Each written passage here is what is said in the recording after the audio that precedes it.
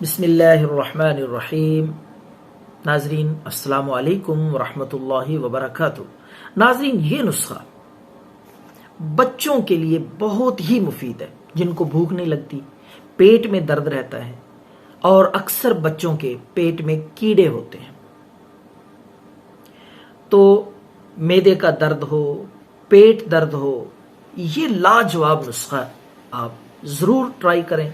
इंशाअल्लाहुल अजीज पेट दर्द, मैदे का दर्द और पेट में कीड़े वगैरह होंगे, भूख न लगती हो, तो इंशाअल्लाहुल अजीज ये तमाम अलामतें, कैफियतें खत्म हो जाएंगी।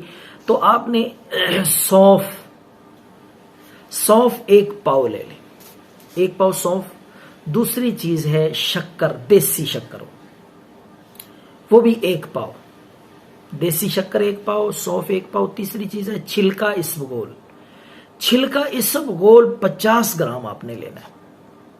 ये तीनों चीजें मिक्स कर लें अच्छी तरह, कूट के बारीक करके इनको यकजान मिक्स करके ये नुस्खा आपका तैयार है। अब आपको मैं इसका तरीका इस्तेमाल और खुराक बताता हूं। तो नाजरीन, आपने